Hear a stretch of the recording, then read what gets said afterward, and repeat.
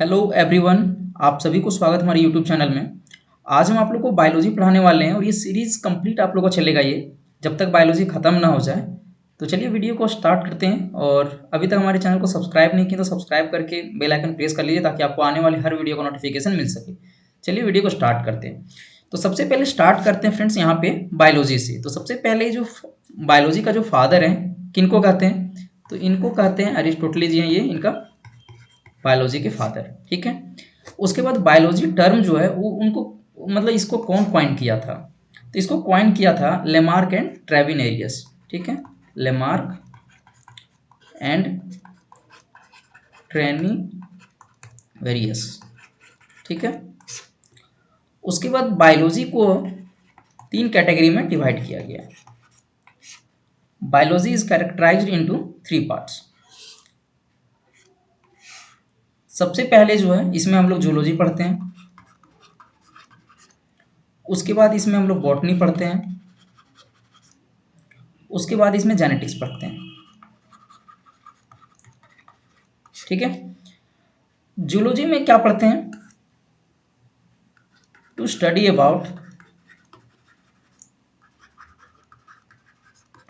About animals and humans. ठीक है। Zoology के जो फादर हैं वो हैं अरिस्टोटले, जिनको हिंदी में अब अरस्तु बोलते हैं, अरिस्टोटले। ठीक है।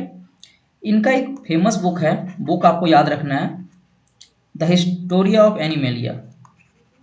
The Historia of animalia. ठीक है। बॉटनी जो है इसमें हम लोग टू स्टडी अबाउट प्लांट्स, इसमें हम लोग प्लांट्स के बारे में अध्ययन करते हैं, टू स्टडी अबाउट प्लांट्स। आपको मेरे साथ नोट्स बनाते चलना है फ्रेंड्स, ताकि आपका एक प्रॉपर नोट्स बन जाए। और इनका जो बॉटनी का जो फादर है इनको कहते हैं थियोफ्रेस्टिस। ठीक है, थियोफ्रेस्टिस, फ्रेस्टिस। ठीक। इनका एक बड़ा फेमस बुक है, ये आपको याद रखना है, the Historia of plantarum. Plantarum. ठीक है।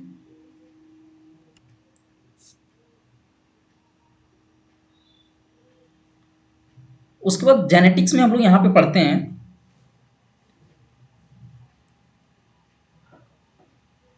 To study about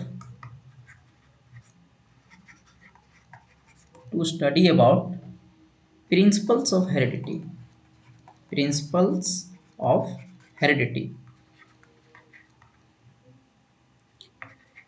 heredity and variations. इसमें हम लोग जो हेरिडिटी है और वेरिएशंस का सिद्धांत के बारे में अध्ययन करते हैं जेनेटिक्स में। और इसका एक पार्ट और है जिसमें हम लोग पढ़ते हैं माइक्रोबायोलॉजी। इसमें हम लोग माइक्रोबायोलॉजी में माइक्रोब्स के बारे में पढ़ते हैं, माइक्रोब्स के बारे में। ठीक है। और जेनेटिक्स का जो फादर है, इनका जो फादर है वो है ग्रेगर मेंडल। ग्रेगर मेंडल जी हैं ये इनके फादर। ठीक है।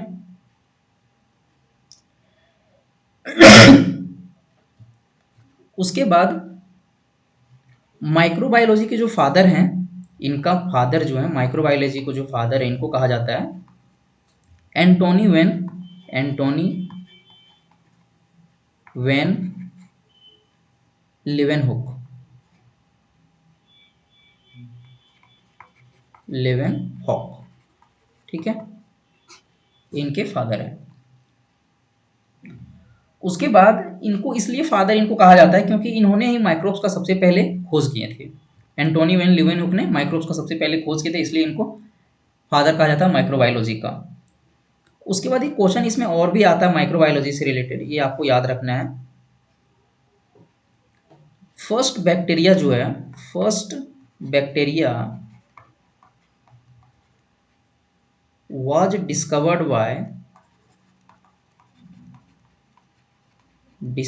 by Antonie van Leeuwenhoek. ठीक है, जो पहला बैक्टीरिया था उसका जो खोज है वो एंटोनी वैन लीवेनहॉक जी ने ही किए थे। ठीक है, ये बायोलॉजी का ये इंट्रोडक्शन हो गया।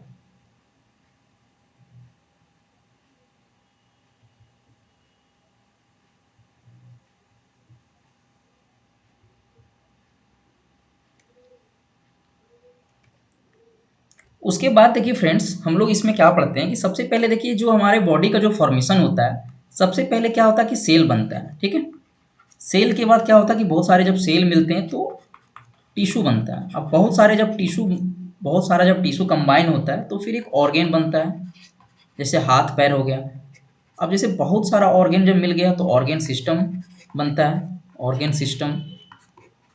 ठीक है, अब जब बहुत सारे ऑर्गेन सिस्टम आपस में जब कंबाइन होते हैं तो एक पूरा हमारे बॉडी का एक निर्माण होता है। ठीक है, बॉडी का कंस्ट्रक्शन होता है।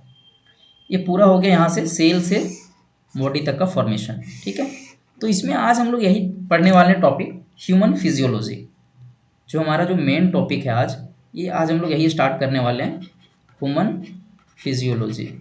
ठीक है, ह्यूमन फिजियोलॉजी में हम लोग क्या पढ़ेंगे, जो हमारी बॉडी का जो स्ट्रक्चर है, हमारी जो बॉडी का जो फॉर्मेशन है, कैसे कैसे हुआ, ये पूरा आज हम लोग इसी में इस वीडियो में पढ़ने वाले ह्यूमन फिजियोलॉजी। तो ह्यूमन फिजियोलॉजी में देखिए कितने सारे इसका जो कैटेगराइज किया हुआ है, कितने सारे पार्ट्स में बांटा गया वो देख लीजिए। सबसे पहले इसमें हम लोग पढ़ने वाले हैं सर्कुलेटरी सिस्टम। सर्कुलेटरी सिस्टम, ठीक है, सर्कुलेटरी सिस्टम। सर्कुलेटरी सिस्टम में हम लोग इसमें तीन चीज़ के बारे में पढ़ना है। सबसे पहले हम लोग को पढ़ना है ब्लड के बारे में, उसके बाद हार्ट के बारे में। ये पूरा बड़ा बड़ा टॉपिक है, इसमें पढ़ना ये सब सारे अलग अलग इसको पढ़ाएंगे। उसके बाद थर्ड है ब्लड वेसल्स के बारे में। ठीक है, सेकेंड जो पढ़ना है हम लोग को ह्यूमन फिजियोलॉजी में, रेस्पायरेटरी सिस्टम। रेस्पायरेटरी सिस्टम, इसमें हम लोग पढ़ने वाले हैं लंग्स के बारे में। थोड़ा सा वीडियो को नीचे कर लेते हैं।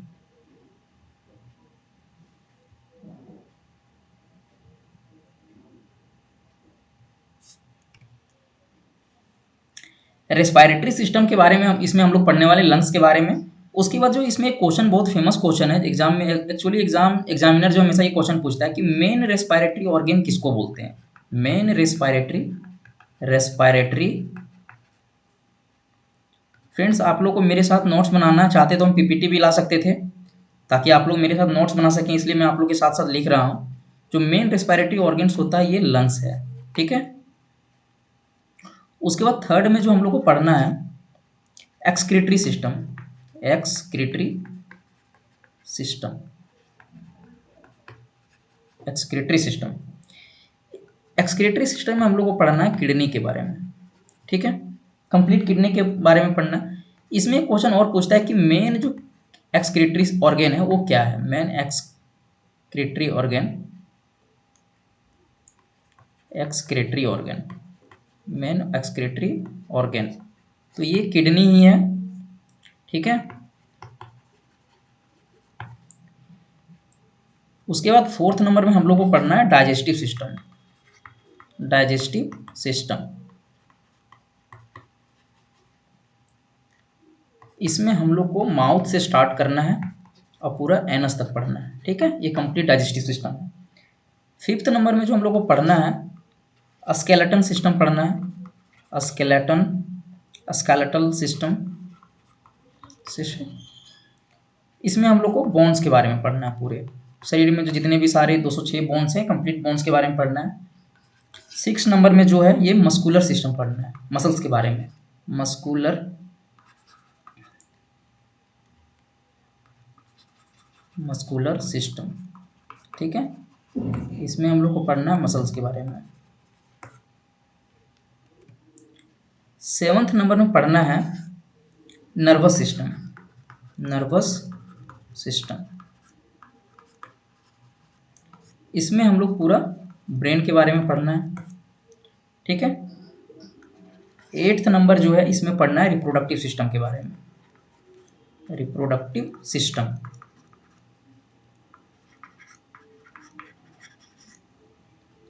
और नाइन्थ नंबर में ये पूरा endocrine system, endocrine system, hormones के बारे में।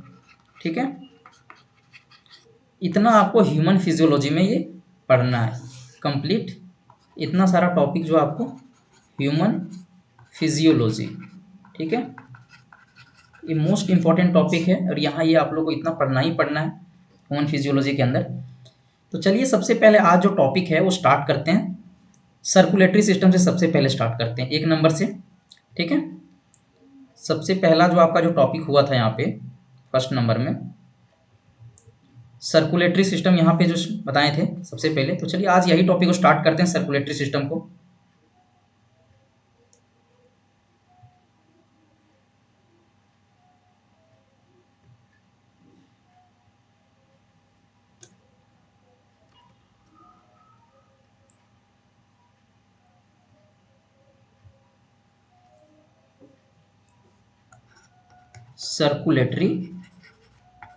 सर्कुलेटरी सिस्टम, ठीक है। सबसे पहले सर्कुलेटरी सिस्टम में हम लोग इसमें 3 कैटेगरी में बांटे थे इसको। ठीक है, इसमें हम लोग सबसे पहले कैटेगराइज किए थे, ब्लड को पढ़ना है।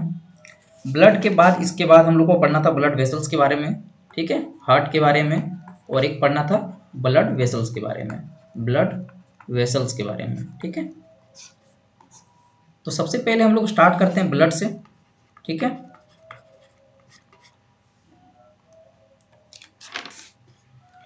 सबसे पहले हम लोग ब्लड की स्टडी को क्या करते हैं, study of blood, study of blood. ठीक है, स्टडी ऑफ ब्लड को हम लोग हीमेटोलॉजी कहते हैं, हीमेटोलॉजी। ठीक है, उसके बाद जो ब्लड का जो स्पेशलिस्ट होता है, जैसे स्पेशलिस्ट ऑफ ब्लड, ठीक है, जैसे कोई भी डिजीज का एक स्पेशलिस्ट होते हैं ना, उसी तरह ब्लड का जो स्पेशलिस्ट होते हैं उसको क्या कहते हैं, स्पेशलिस्ट ऑफ ब्लड। इसको कहते हैं हीमेटोलॉजिस्ट, हीमेटोलॉजिस्ट। ठीक है, हीमेटोलॉजिस्ट कहते हैं इसको। उसके बाद क्या है, इसमें एक इंपॉर्टेंट पॉइंट आपको क्या याद रखना है कि ब्लड एक कनेक्टिव टिश्यू है, blood is a connective tissue, connective tissue. ये बहुत इंपॉर्टेंट क्वेश्चन है, इसको आप हाईलाइट कर लीजिएगा थोड़ा सा। इसमें बहुत बार कंफ्यूज होता है लोग कि ब्लड कनेक्टिव टिश्यू है या नहीं, तो ये ब्लड एक कनेक्टिव टिश्यू है। ठीक है, उसके बाद याद रखना है एक पॉइंट और, blood is a circulatory liquid organ. क्या है, एक लिक्विड ऑर्गेन है ये। ठीक है, उसके बाद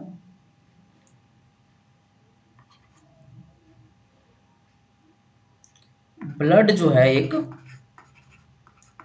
blood is a mesodermal origin. ठीक है, ये क्या होता है आपको इसको अच्छे से बता रहे हैं।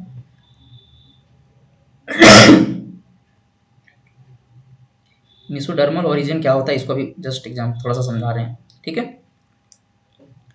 देखिए हमारे बॉडी में जो है 3 लेयर होते हैं। ठीक है, 3 लेयर होता है, एक एंडोडर्म होता है, एंडोडर्म। ठीक है, दूसरा जो होता है ये मेसोडर्म होता है, ये मेसोडर्म, और थर्ड जो है एक्टोडर्म, एक्टोडर्म। तो एंडोडर्म में क्या होता है कि जो हमारी बॉडी का जो 90% जो ऑर्गेन है, 90% जो ऑर्गेन है वो इसी से बनता है, मतलब इंडोडर्म से बनते हैं। ठीक है, 90% ऑर्गेन इसी से बनते हैं, ये आप यहाँ पे अच्छे से लिख लें, इसी से बनते हैं। ठीक है, मेसोडर्म में क्या होता है, एक्टोडर्म का जो है ये मतलब आउटर एरिया है, ये इंटरनल ऑर्गेन है, और ये बीच वाली एरिया। तो एक्टोडर्म में क्या होता है, जैसे स्किन का जो फॉर्मेशन है ये एक्टोडर्म में आता है। मेसोडर्मल ऑर्गेन में क्या होता है, जैसे कि लंग्स हो गए, lungs, kidney, thyroid gland, liver, thymus gland, सब ग्लैंड वगैरह आपको पढ़ाएंगे नेक्स्ट वीडियो में। अभी आप सर्कुलेटरी सिस्टम को कर लीजिए पूरा कंप्लीट। अब चलिए ये हो गया यहाँ पे उसके बाद जो ब्लड जो है ये पूछता है, क्वांटिटी पूछता है। एग्जामिनर जो है ब्लड का जो है क्वांटिटी पूछता है, हमारी बॉडी में ब्लड का कितना क्वांटिटी है, मेल और फीमेल दोनों का। तो मेल का जो ऑन एन एवरेज जो ब्लड होता है मेल के बॉडी में 5 to 6 लीटर, ठीक है। और फीमेल के बॉडी में जो होता है 1 लीटर, इसमें कम होता है 4 से 5 लीटर, ठीक है। और ये एग्जामिनर इसको थोड़ा सा हाईलाइट कर लीजिएगा कि पूछता है कि जो ये ब्लड जो 5 से 6 लीटर होता है ये हमारे फुल बॉडी का जो है, और जो हमारे पूरा बॉडी का कितना परसेंट होता है। तो ये हमेशा याद रखिएगा, ये 7% of the total body weight में। जैसे मान लेते हैं आपका जो टोटल बॉडी वेट है उसका 7% होता है, ये 7% of the total body weight, ठीक है। अब एग्जामिनर एक बहुत फेमस क्वेश्चन पूछता है कि जो ब्लड जो है वो किस इंस्ट्रूमेंट से मेजर करते हैं, ठीक है। ब्लड जो है किस इंस्ट्रूमेंट से, तो blood is measured by haemocytometer, ठीक है। ये आपको याद रखना है, बड़ा इंपॉर्टेंट पॉइंट है ये। ब्लड को किस इंस्ट्रूमेंट से मेजर करते हैं, तो blood is measured by haemocytometer, ठीक है। अब पूछता है कि जो ब्लड का जो नेचर होता है वो कैसा होता है। नेचर मतलब इसका प्रवृत्ति जो है कैसा होता है। तो ब्लड का जो नेचर होता है वो बेसिक प्लस अल्कलाइन होता है, ठीक है। थोड़ा खारा होता है, थोड़ा बेसिक होता है, प्लस में ये अल्कलाइन होता है, ठीक है। अल्कलाइन, अल्कलाइन का मतलब क्या होता है कि सॉल्युबल इन वाटर, ठीक है। ये सॉल्युबल इन वाटर होता है, अल्कलाइन का मतलब ये होता है, ठीक है। उसके बाद पूछता है कि ब्लड का जो पीएच वैल्यू वो कितना होता है। पीएच का फुल फॉर्म क्या होता है, पीएच तो इसका होता है 7.4, ठीक है। और पीएच का अगर कोई फुल फॉर्म पूछे तो पावर ऑफ हाइड्रोजन, ठीक है। ये सब छोटा छोटा चीज़ आपको ध्यान रखना है ताकि कोई पूछ दे तो कंफ्यूज नहीं होना है, ठीक है। अब पीएच स्केल के बारे में थोड़ा सा बता देते हैं। जब पीएच स्केल आ ही गया यहाँ पे, तो पीएच स्केल कि कब हम लोग एसिडिक लेंगे और कब हम लोग बेसिक लेंगे, ठीक है। तो ये मान लेते हैं पीएच स्केल है। पीएच स्केल का जो रेंज होता है वो 0 से 14 होता है, ठीक है। बीच में 7 होता है। अगर आपका जो वैल्यू जो है 0 से 7 के बीच में रहा, ठीक है, तो एसिडिक होगा। अगर 7 से ज़्यादा रहा और 14 से कम रहा, ठीक है, इसके बीच में रहा 7 से 14 के बीच में, तो ये आपका बेसिक रहेगा, ठीक है। ये आपको ध्यान रखना है, बहुत बार एग्जाम में पूछता है।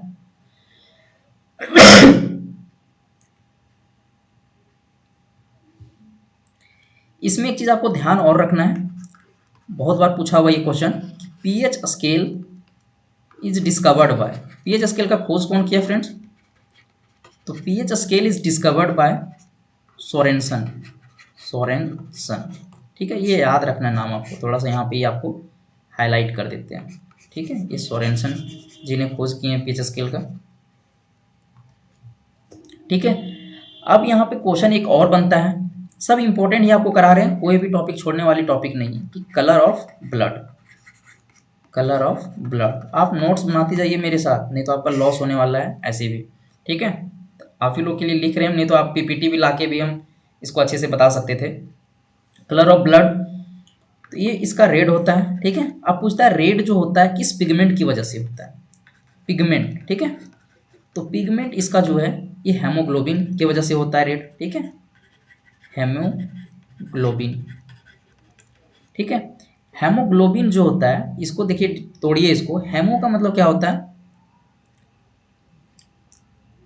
हेमो या फिर हिम या हिमेटिन, ठीक है। हिम या हिमेटिन नामक एक आयरन कंपाउंड होता है, हिमेटिन, ठीक है। ये हिम या हिमेटिन का मतलब होता है आयरन कंपाउंड, आयरन कंपाउंड, ठीक है। और ये जो ग्लोबिन जो है ये इसका मतलब होता है प्रोटीन, ठीक है। और ये कौन सी प्रोटीन होती है, ग्लोबुलर प्रोटीन होती है, ग्लोब्यूलर प्रोटीन होती है, ठीक है।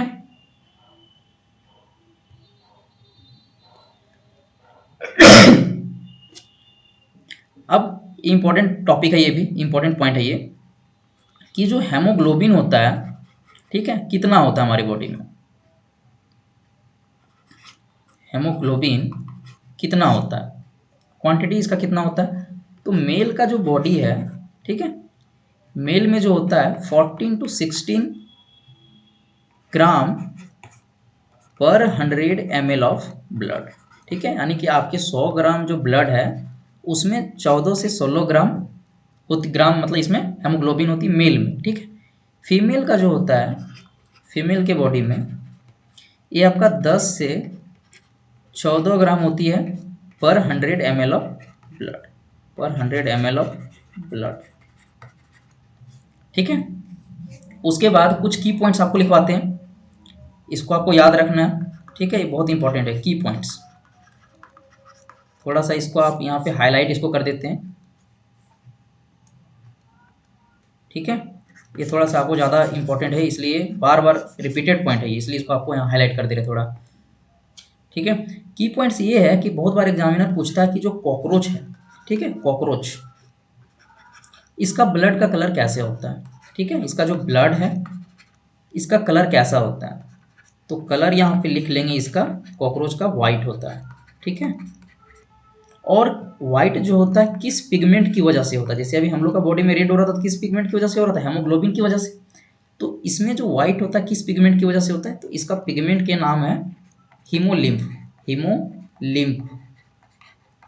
ठीक है, और दूसरा आपको एक पॉइंट और याद रखना है,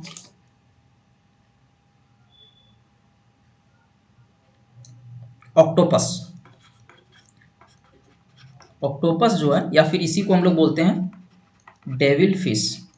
ठीक है, इसका जो होता है कलर ब्लड का वो कैसा होता है, इसका होता है ब्लू। ठीक है, ये याद रखना आपको, ब्लू होता है। पिगमेंट अगर पूछे इसका, पिगमेंट किस पिगमेंट की वजह से होता है, तो पिगमेंट का नाम है हीमोसाइनिन, हीमोसाइनिन, साइनिन। ठीक है, ये हीमोसाइनिन इस पिगमेंट का नाम है। अब चलिए हम लोग पढ़ते हैं फॉर्मेशन ऑफ ब्लड। ठीक है, कि हमारी जो बॉडी है उसमें ब्लड का फॉर्मेशन कहाँ होता है और कैसे होता है। फॉर्मेशन ऑफ ब्लड बहुत इंपॉर्टेंट टॉपिक है ये। पूरा ये सर्कुलेटरी सिस्टम अभी चल रहा है, ये अभी अच्छा खासा टाइम तक चलेगा ये। ठीक है, और ये कंप्लीट टॉपिक आपको पढ़ाने वाले हैं।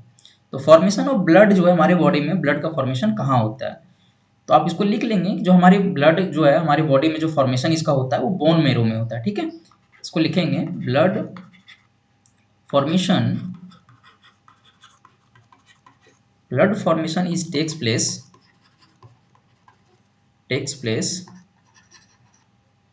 in bone marrow।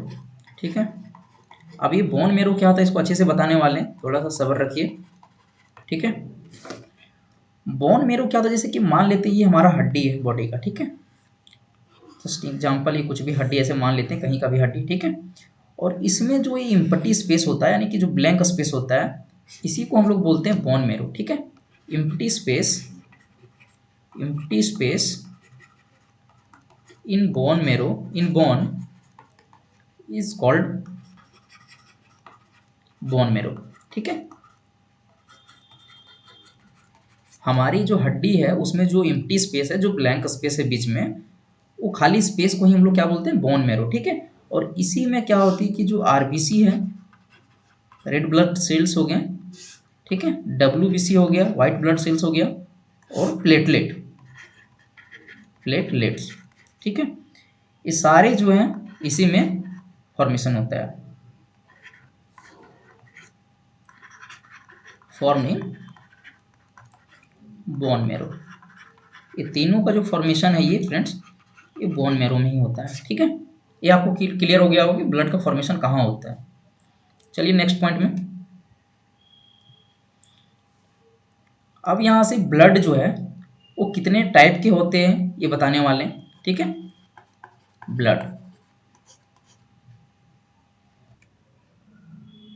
अब इसी में एक बहुत इंपॉर्टेंट पॉइंट है कि जो पूछता है कि प्लाज्मा का जो कलर है वो कैसा होता है। ठीक है, प्लाज्मा का क्या पूछता है, कलर। प्लाज्मा का जो कलर होता है वो लाइट येलो होता है। ठीक है, तो आप लोगों को बायोलॉजी में क्या ध्यान रखना है कि अगर किसी का भी कलर अगर आ रहा है तो हमेशा तुरंत दिमाग में ना पिगमेंट आना चाहिए, कि अगर लाइट येलो है तो किस पिगमेंट की वजह से। तो एग्जामिनर ये भी बहुत इंपॉर्टेंट है कि लाइट येलो जो है किस पिगमेंट की वजह से होता है। ठीक है, कलर जहाँ आया वहाँ पिगमेंट तो आना ही आना है। तो ये पिगमेंट का नाम है बिलीरुबिन पिगमेंट, बिली रूबिन पिगमेंट। ठीक है, आगे पढ़ाएंगे इससे एक बिलीरुबिन पिगमेंट से अगर ये बॉडी में हमारे ज़्यादा हो जाता है तो उसे एक डिजीज़ होता है, तो उस डिजीज़ का नाम भी बताने वाले हैं। बहुत इंटरेस्टिंग टॉपिक है ये। तो चलिए आगे स्टार्ट करते हैं। ठीक है, तो लीवर जो है हमारी बॉडी में, लीवर जो है वो दो तरह का क्या है, पिगमेंट को ये सीक्रेट करता है। ठीक है, लीवर सीक्रेट्स, एक सेकेंड, लीवर सीक्रेट्स हमारी बॉडी में दो तरह का पिगमेंट को ये सीक्रेट करता है। ठीक है, सबसे पहले एक बिलीरुबिन पिगमेंट। ठीक है, दो तरह का पिगमेंट बनाता है ये, एक है बिलीरुबिन पिगमेंट और एक है बिलीवर्डिन पिगमेंट, बिलीवर्डिन पिगमेंट। ठीक है,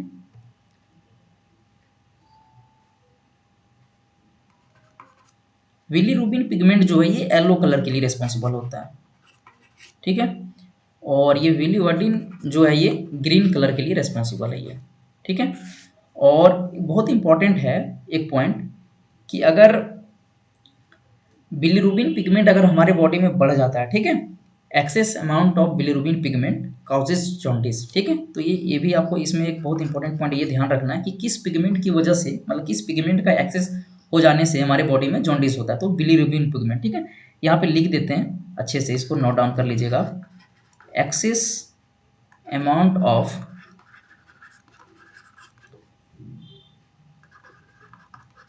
bilirubin causes jaundice.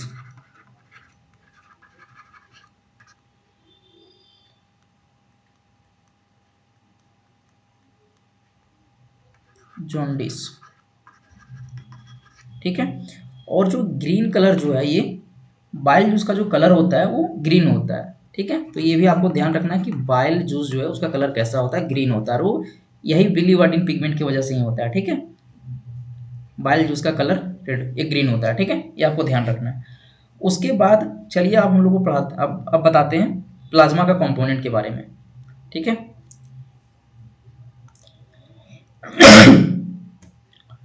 Components of plasma, components of plasma. ठीक है,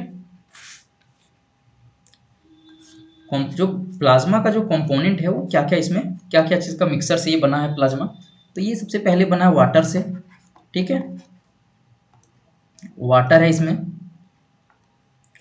उसके बाद ग्लूकोज है। ठीक है, उसके बाद तीसरा जो है इसमें प्रोटीन से बना हुआ है। अब वाटर का जो इसमें जो परसेंटेज है वो 90 से 92% इसमें जो परसेंटेज होता है, तीनों में से सबसे ज़्यादा पानी का होता है। ठीक है, अब ग्लूकोज में जो होता है सबसे पहले इसमें ग्लूकोज होती है। ठीक है, प्लस साल्ट होती है और प्लस मिनरल्स, मिनरल्स होती है, और ये 1% होता है। ठीक है, 1%। ठीक, प्रोटीन जो होता है इसमें वो 8 to 9% होता है। ठीक है, उसके बाद प्रोटीन देखिए कौन कौन से इसमें प्रोटीन होती है, सब प्रोटीन लिखवाने वाले हैं आपको, सब आपको बहुत एग्जाम में ये पूछता है, रिपीटेड क्वेश्चन है। सबसे पहले है थ्रोम्बिन, थ्रोम्बिन प्रोटीन। ठीक है, थ्रोम्बिन।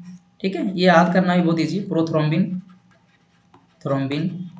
ठीक है, उसके बाद फाइब्रिन, फाइब्रिनोजेन, फाइब्रिनोजेन, और लास्ट में है, लास्ट और एक सेकेंड लास्ट। ठीक है, इसमें है ग्लोब्यूलिन, ग्लोब्यूलिन, ग्लोब्यूलिन प्रोटीन, और लास्ट में है अल्बुमिन। ठीक है, अल्बुमिन प्रोटीन। इतने सारे इसमें प्रोटीन है। ठीक है, और ये प्रोटीन क्या करती है कि जो हमारे ब्लड में जो, जैसे मान लेते हैं आप कहीं कट गए, ठीक है, चाकू वगैरह से अगर फ्रूट्स काट रहे हैं और कट गए हाथ में, तो ये प्रोटीन, ये जितने सारे प्रोटीन है ये सब, ये सारे ब्लड क्लोटिंग में हेल्प करती है। ठीक है, तो यहाँ पे आप नोट डाउन कर लेंगे कि all proteins helps in blood clotting, blood clotting. ठीक है, ये सारे प्रोटीन जो है ये ब्लड क्लोटिंग में हेल्प करती है। ठीक है, अब चलिए हम लोग पढ़ेंगे फंक्शन ऑफ प्लाज्मा।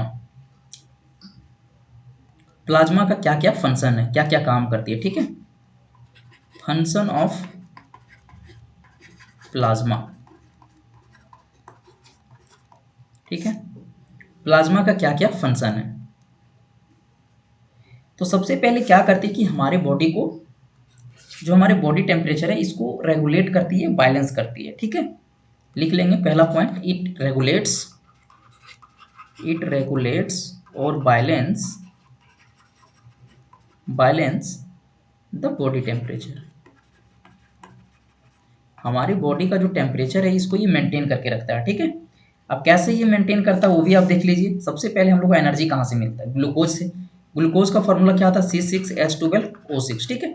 इसमें इसको अगर ऑक्सीजन देंगे तो जब ये दोनों को रिएक्शन करवाएंगे तो क्या मिलेगा, कार्बन डाइऑक्साइड अलग होगा और पानी बनेगा, ठीक है, और कुछ एनर्जी रिलीज होगा, ठीक है। तो जब एनर्जी रिलीज होता है हमारे बॉडी में तो किस फॉर्म में होती है, वो एटीपी के फॉर्म में होती है, ठीक है। एटीपी के फॉर्म में एनर्जी रिलीज होती है, ठीक है।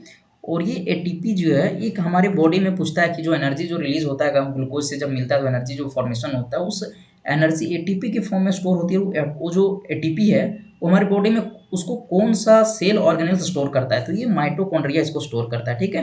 ये लिख लेंगे अच्छे से आप, माइटोकॉन्ड्रिया इसको हिंदी में ही लिख लें, माइटोकॉन्ड्रिया में स्टोर होती है, ठीक है, ताकि आपको याद रहे अच्छे से, माइटोकॉन्ड्रिया में स्टोर होती है, ठीक है। उसके बाद ये क्या करती है, सबसे पहले क्या करती है कि बॉडी टेम्परेचर को ये बैलेंस करती है, रेगुलेट करती है, ये मेंटेन करती है, ठीक है। ये पहला पॉइंट हो गया। दूसरा पॉइंट जो है, इट जो हमारे बॉडी में जो जितने भी सारे ग्लूकोज हैं, आखिर ये लिक्विड है। लिक्विड का काम क्या होता है कि सारे हमारे बॉडी में जो ये लिक्विड ऑर्गेन है सारे बॉडी को एक दूसरे से कनेक्ट करता है।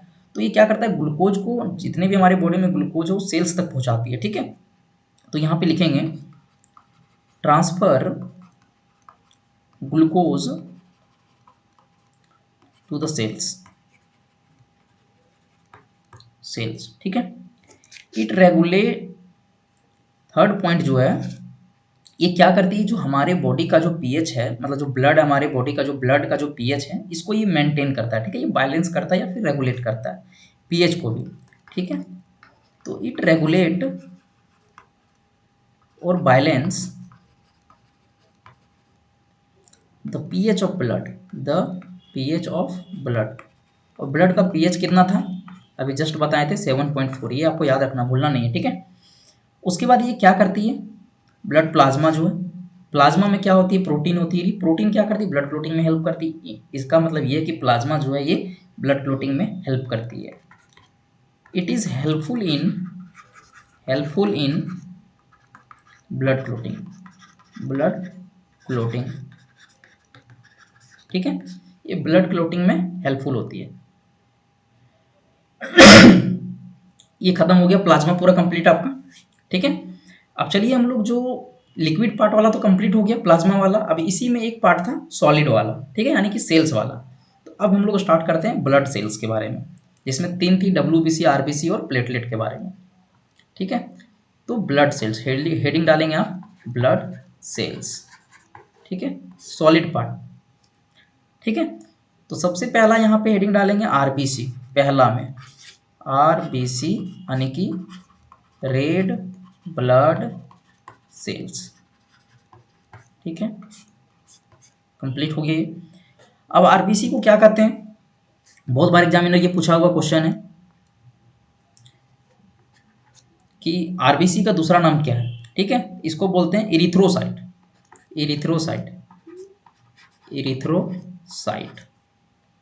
ठीक है, ये याद रखना। अनदर नेम है इसका, इरिथ्रो का मतलब होता है रेड, ठीक है, इरिथ्रो का मतलब होता है रेड, और साइट का मतलब होता है सेल्स, ठीक है। अब इसमें एक चीज़ और पूछता है एग्जामिनर कि आरबीसी का जो क्वांटिटी है हमारी बॉडी में कितना होता है, ठीक है, ठीक है। तो इसमें जो होता है, इसमें भी अब 2 कैटेगरी में डिवाइड किया गया है, एक मेल में कितना होता है और एक फीमेल में कितना होता है, ठीक है। तो मेल में जो होता है 4.5 से लेके 5.5 मिलियन होती है। ठीक है, आपको एक चीज़ और बताएंगे, आपको याद करने में ईजी हो जाएगा। 4.5 टू 5.5 मिलियन 100 ml हेमोग्लोबिन में होती है। ठीक है, 100 ग्राम हेमोग्लोबिन जो है इसमें 4.5 से 5.5 मिलियन होती है हेमोग्लोबिन। ठीक है, और फीमेल में जो होती है 4 से 4.5 मिलियन होती है, million 100 ml of haemoglobin, haemoglobin. ठीक है, अब इसमें देखिए एक बार, इसमें एग्जामिनर बहुत बार ये रिपीटेड क्वेश्चन है, आपको ये ध्यान रखना है कि साइज में जो तीनों है, जैसे आरबीसी है, डब्ल्यूबीसी है और प्लेटलेट है, तीनों में सबसे बड़ा क्या होता है। ठीक है, तो आपको ये क्वांटिटी वाइज अगर बोला जाए, क्वांटिटी वाइज मतलब सबसे ज़्यादा कौन सा होता है। ठीक है, तो सबसे ज़्यादा में सबसे ज़्यादा जो होती है आरबीसी होता है, उसके बाद प्लेटलेट होता है, उसके बाद डब्ल्यूबीसी होता है। ठीक है, ये मिलियन में होता है आपका, ये लाख में होता है। ठीक है, और ये 1000 में होता है। ठीक है, ये आपको याद रखना है। उसके बाद साइज के अकॉर्डिंग अगर देखा जाए तो तीनों में सबसे सबसे बड़ा साइज किसका होता है, डब्ल्यूबीसी होता है। जाहिर सी बात है, जिसका अगर क्वांटिटी सबसे कम है तो साइज में वो सबसे ज़्यादा बड़ा होगा। ठीक है, डब्ल्यूबीसी, उसके बाद प्लेटलेट, उसके बाद आरबीसी। ठीक है, यानी कि साइज अगर सबसे बड़ा बोलें तो डब्ल्यूबीसी का, उसके बाद प्लेटलेट है, और सबसे छोटा जो है ये आरबीसी है। और सबसे छोटा होने की वजह से ही क्वांटिटी में आरबीसी सबसे ज़्यादा मिलियंस में, उसके बाद प्लेटलेट है, उसके बाद डब्ल्यूबीसी है। ये आपका क्लियर हो गया होगा। ठीक है, आरबीसी में यहाँ पे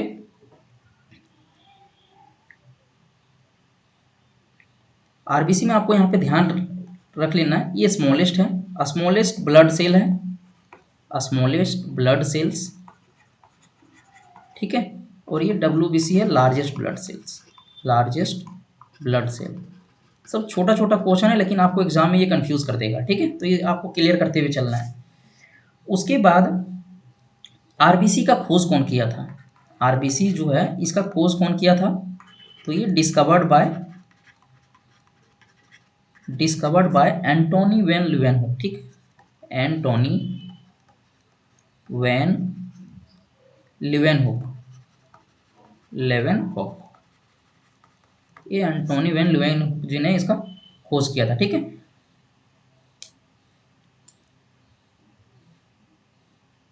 उसके बाद इसमें एक क्वेश्चन पूछता है कि जो आरबीसी है फॉर्मेशन इसका कहाँ होता है। ठीक है, तो अभी जस्ट बताए थे आपको इसका कि फॉर्मेशन, तीनों का जो फॉर्मेशन है वो बोन मेरो में होता है। ठीक है, बोन मेरो फॉर्मेशन जो होता है इसका बोन मेरो में होता है। ठीक है, उसके बाद लाइफ स्पेन, इसका जो आरबीसी का जो लाइफ स्पेन है, यानी कि कितना दिन तक ये जिंदा रहता है हमारे बॉडी में, तो इसका लाइफ स्पेन है 120 दिन। ठीक है, 120 डेज। ठीक, अब अगर लाइफ स्पेन, अगर फॉर्मेशन बोन मेरो में हुआ तो जाहिर सी बात है, अगर 120 दिन तक इसका लाइफ स्पेन है तो मरता भी होगा। तो ये मरता कहाँ पे है, यानी कि डीड जो है या फिर ब्रेकडाउन जो है, ये कहाँ पे होता है, ब्रेकडाउन। तो ये हमारी बॉडी में ही ब्रेकडाउन होती है, और उसमें बॉडी में कहाँ पे, लीवर या फिर एक स्प्लीन में होती है। ठीक है, लीवर अगर ऑप्शन में ना हो तो स्प्लीन दिया रहता है, तो ये ध्यान रखना है आपको। ठीक है, स्प्लीन या लीवर में इसका ब्रेकडाउन होता है। और स्प्लीन को एक चीज़ और कहा जाता है, बड़ा इंपॉर्टेंट है, ये आपको याद रखना है कि इसको ब्लड बैंक ऑफ आरबीसी कहा जाता है। ठीक है, ब्लड बैंक ऑफ आरबीसी और ह्यूमन बॉडी। ठीक है, उसके बाद इसको ब्लड बैंक ऑफ आरबीसी और ह्यूमन बॉडी क्यों कहा जाता है, क्योंकि ये रीजेनरेट होता है, स्प्लीन जो होता है ये रीजेनरेट होता है, बिकॉज इट रीजेनरेट्स, यानी कि दोबारा फिर से ये उत्पन्न हो जाता है। ठीक है, उसके बाद इसको एक चीज़ याद रखना और भी, इसको ग्रेवयार्ड भी कहा जाता है। ग्रेवयार्ड क्यों, क्योंकि यहाँ पे इसका दफन होता है। ठीक है, आरबीसी का जो है डेथ होता है यहीं पे, इसलिए इसको ग्रेवयार्ड ऑफ आरबीसी कहा जाता है। ठीक है, स्प्लीन या लीवर को ग्रेवयार्ड कहा जाता है। ठीक है, अगर एग्जामिनर आपसे पूछे कि लीवर या स्प्लीन जो है इसमें मरती है, ठीक है, तो अगर दोनों में से अगर कैटेगराइज कर दिया जाए कि दोनों में से ज़्यादा किसमें मरती है, ठीक है, तो आपको स्प्लीन ज़्यादा याद रखना है। ठीक है, इसमें मोर और लीवर में लेस। ठीक है, मतलब इसमें जो ब्लड का जो डेथ होता है, यानी कि ब्रेकडाउन जो होता है वो ज़्यादा होती है। ठीक है, अब पूछता है कि जो शेप जो होता है आरबीसी का शेप कैसा होता है, ठीक है। तो शेप भी ध्यान रखना है, शेप जो इसका होता है वो राउंड होती है, ठीक है, राउंड बोल सकते हैं या फिर बाई कॉनकेव।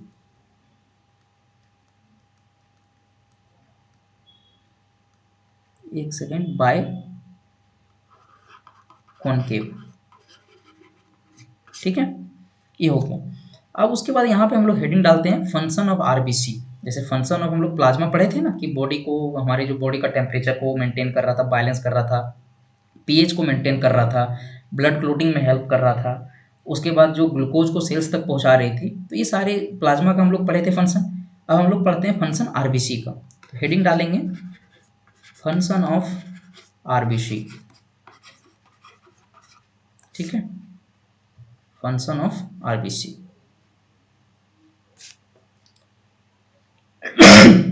सबसे पहला हेडिंग यहाँ पे पॉइंट लिखेंगे आरबीसी के फंक्शन में,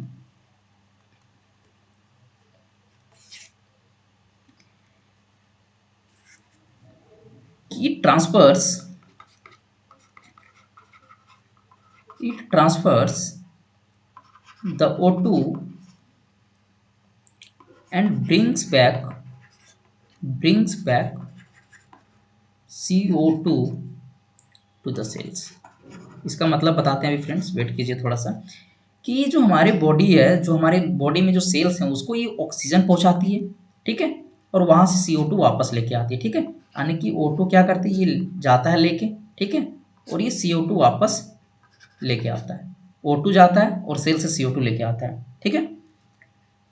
उसके बाद देखिए इसमें एक क्वेश्चन और भी आपका बनता है कि जो हमारे बॉडी में जो सेल्स के पास जो मतलब ऑक्सीजन जो होती है वो किस फॉर्म में होती है, ठीक है, हेमोग्लोबिन। जनरली हेमोग्लोबिन पूछता है कि हेमोग्लोबिन जो है किस फॉर्म में होती है। तो हेमोग्लोबिन ये Hb हो गया, इसको Hb से डिनोट करते हैं, ऑक्सीजन O2 हो गया, ठीक है।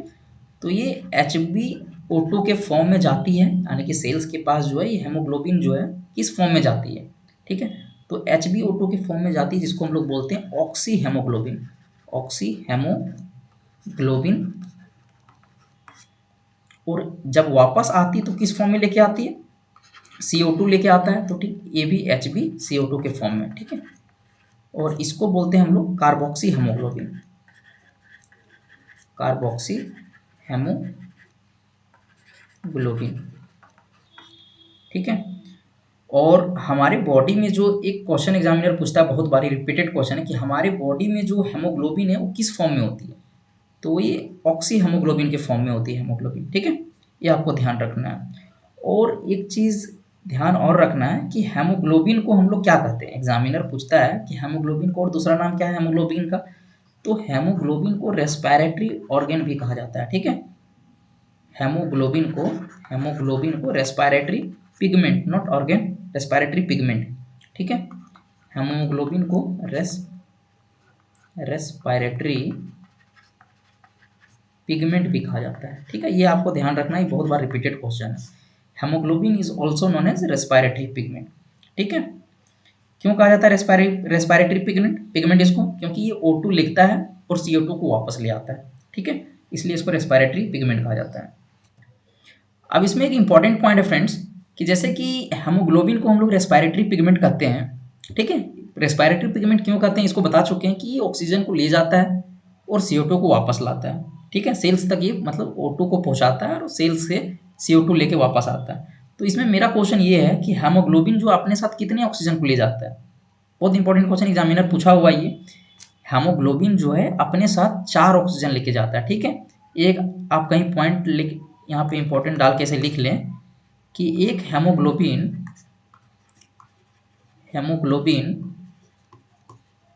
ठीक है अपने साथ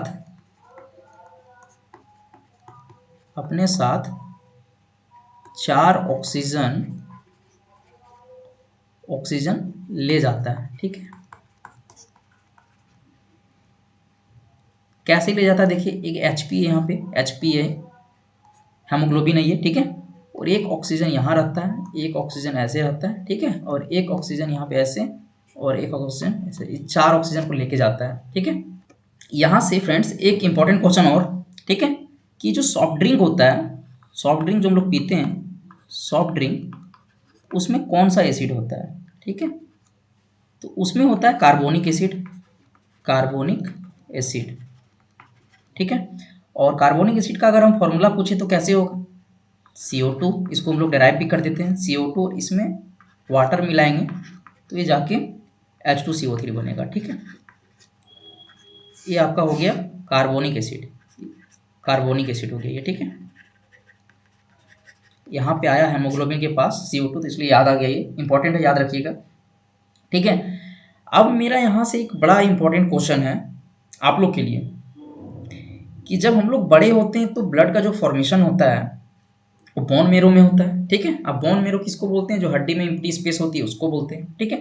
तो मेरा क्वेश्चन ये है कि जब बच्चा एम्ब्रॉय में होता है, यानी कि जब वो माँ के पेट में होता है, मतलब जब जब बेबी बॉर्न नहीं होता है उससे पहले, मतलब जब वो एम्ब्रॉय में होता है, तो उसका ब्लड का जो फॉर्मेशन है वो कहाँ बनता है, ठीक है। ब्लड का फॉर्मेशन जो कहाँ होता है ये आपको बताना है, ठीक है। अगर नहीं सोच पा रहे तो चलिए हम बता देते हैं, बट ये इंटरेस्टिंग फैक्ट है।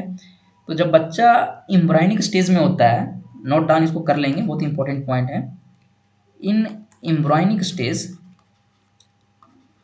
एम्ब्रायोनिक स्टेज स्टेज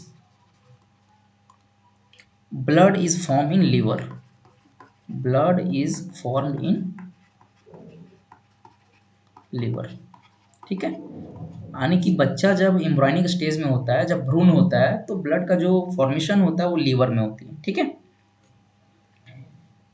आप लोग देखे होंगे कि जब टाइफाइड वगैरह होता है किसी को, या फीवर वगैरह होता है, तो सीरम का आप नाम सुने होंगे, सीरम क्या होता है, ठीक है। तो सीरम का डायरेक्ट कभी कभी एग्जामिनर जो पूछ देता है कि व्हाट इज सीरम, और वो पूछ देता है, 2-3 इक्वेशन देता है, पूछ देता है।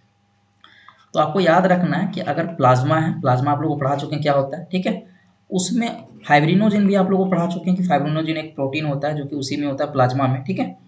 फाइब्रिनोजेन माइनस कर दें, यानी कि हटा दें, प्लाज्मा से अगर फाइब्रिनोजेन को निकाल दें तो ये बचता है सीरम, ठीक है। ये बहुत इंपॉर्टेंट पॉइंट है, इसको आपको याद रखना है, ठीक है। इसको अंडरलाइन हाईलाइट कर देते हैं थोड़ा सा, ठीक है। अब चलिए इसी को और थोड़ा सा आगे कंटिन्यू करते हैं।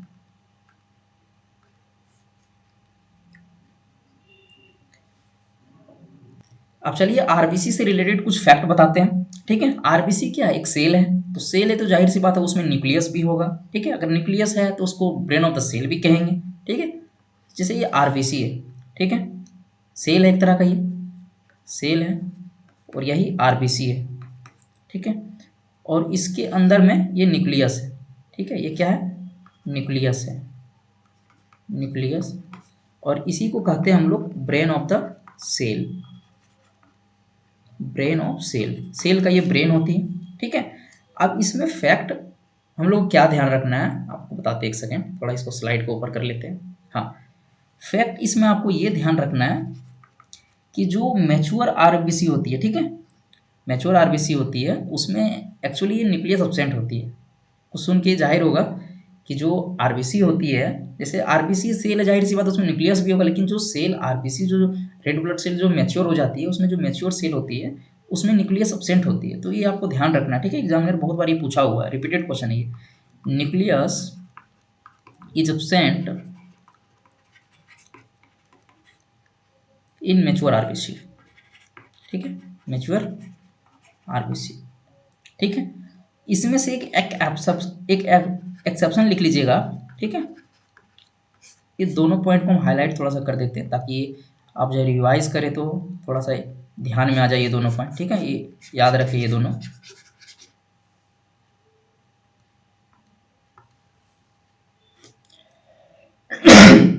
कैमल जो होती है, एक्सेप्शन में क्या याद रखना कि जो कैमल होती है, ऊंट, कैमल एंड लामा, लामा किसको बोलते हैं पता है, जो पहाड़ों में जो छोटा ऊँट होता है ना जो चलता है, उसी को बोलते हैं लामा, ठीक है। छोटे पहाड़ मतलब जनरली ये छोटा होता है ऊँट से, लेकिन ये पहाड़ों में अक्सर चलता है, ठीक है।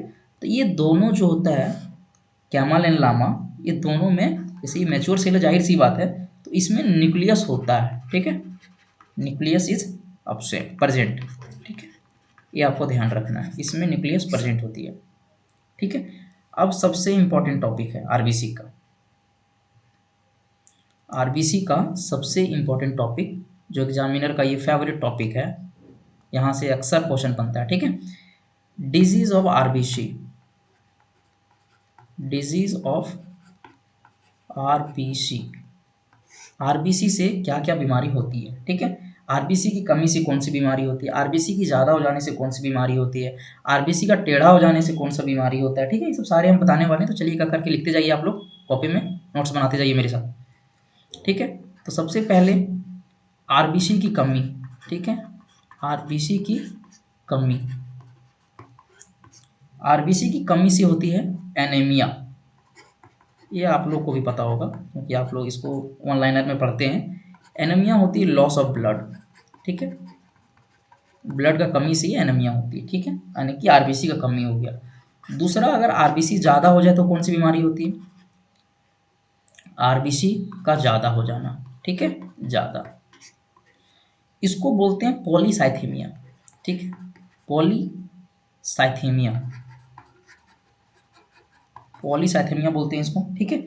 और अगर आरबीसी का जो शेप है बिगड़ जाए, ठीक है, यानी कि ये तो कम ज़्यादा तो हो गया, अगर मान लेते इसका शेप ही बिगड़ जाए तो कौन सा बीमारी होगा, ठीक है। तो थर्ड पॉइंट आपको यहाँ पे याद रखना है, sickle cell anaemia, sickle cell anaemia, anaemia, इसमें क्या होती है कि एक तरह का ये जेनेटिक डिजीज़ है, ठीक है, यानी कि आपका ये पेरेंट्स के साथ ही मतलब ये जन्मजात है, ये जेनेटिक डिजीज़ है ये, ठीक है, it is a genetic disease. और इसमें आपको ध्यान रखना है कि इस सेल में क्या होता है, मतलब इस टाइप का जो सिकल सेल एनीमिया, इस बीमारी में क्या होता है कि इस डिजीज़ में, आपको यहाँ पे लिखवा दे रहे हैं, इस डिजीज़ में लिख लेंगे अच्छे से आप, इस डिजीज़ में आरबीसी का शेप, आरबीसी का शेप बाइकॉन्केव, बाइकॉन्केव से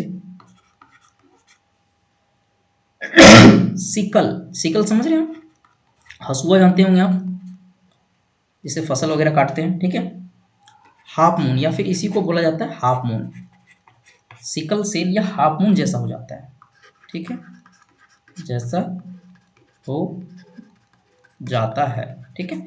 सिकल सेल एनीमिया में क्या होता है, एक तरह का जेनेटिक डिजीज है, इसमें जो आरबीसी का शेप होता है वो बाइकनकेव हो जाता है या फिर सिकल जैसा हो जाता है, यानी कि हाफ मून जैसा हो जाता है, ठीक है, ऐसा हो जाता है सिकल, ऐसे नहीं होता सिकल, ये ऐसा हो जाता है इसमें बाइकनकेव टाइप से, ठीक है, आपको ध्यान रखना, ये ऐसे हो जाता है, ठीक है। उसके बाद चलिए अब स्टार्ट करते हैं, यहाँ आरबीसी खत्म हो गया, अब चलिए स्टार्ट करते हैं डब्ल्यूबीसी। अब चलिए यहाँ पे स्टार्ट करते हैं, ये हम लोग का आरबीसी कंप्लीट हो गया, स्टार्ट करते हैं डब्ल्यूबीसी, ठीक है। हेडिंग डालिएगा आप लोग डब्ल्यूबीसी, वाइट ब्लड सेल्स, ठीक है, ये वाइट ब्लड सेल्स कंटिन्यू करेंगे यहाँ से। तो सबसे पहले यहाँ पे हेडिंग डालें डिस्कवर्ड बाय, डब्ल्यूबीसी का खोज कौन किया, डिस्कवर्ड, स्पेलिंग थोड़ा सा,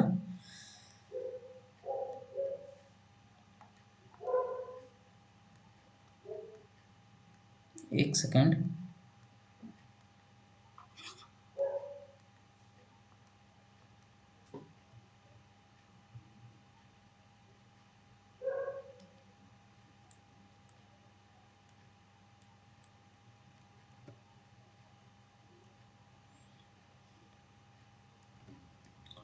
हेडिंग डालेंगे यहाँ पे कि डिस्कवर्ड बाय, सबसे पहले इसका खोज कौन किया, डिस्कवर्ड बाय, ठीक है। तो इसका खोज जो किया है सबसे पहले एंड्रल एंड एडिशन, ठीक है, आरबीसी का खोज कौन किया था, एंटोनी वैन लीवेनहुक, ठीक है। अब अगर क्वांटिटी का बात बोलें, ठीक है, कि इसका क्वांटिटी कितना होता है हमारे बॉडी में, क्वांटिटी जो आपको बताए थे इसमें कि जो आरबीसी होती है वो मिलियन में होती है, प्लेटलेट जो है वो लैक्स में होती है, और जो डब्ल्यूबीसी होती है वो 1000 में होती है, ठीक है। तो ये सबसे कम होता है, ये 8000 से लेकर 10,000 के बीच में होता है ये रेंज इसका, ठीक है। और ये 100 ml of H B means haemoglobin, ठीक है। और एग्जामिनर ये भी बहुत बार क्वेश्चन पूछा हुआ कि आरबीसी जो है और डब्ल्यूबीसी है, ये दोनों का रेशियो कितना होता है, अनुपात कितना होता है, 600:1 इसका अनुपात है ये, ठीक है, ये आपको याद रखना है, ठीक है। और इसमें चलिए ऑनलाइनर लिखिए आप कि सबसे ये लार्जेस्ट ब्लड सेल है, it is largest blood cell ठीक है। दूसरा इसमें जो पॉइंट है कि इसका फॉर्मेशन, अगर आरबीसी का फॉर्मेशन जैसे वहाँ पे हुआ बोन मेरो में, तो इसका भी फॉर्मेशन बोन मेरो में होता है, प्लेटलेट का भी फॉर्मेशन बोन मेरो में, तीनों का जो है फॉर्मेशन बोन मेरो में होती है, ठीक है। उसके बाद इसका जो लाइफ स्पेन होता है, डब्ल्यूबीसी का लाइफ स्पेन होता है, ये होती है 2 से 4 दिन, ठीक है। आरबीसी का लाइफ स्पेन कितना था 120, डब्ल्यूबीसी का लाइफ स्पेन कितना है 2 से 4 दिन, ठीक है।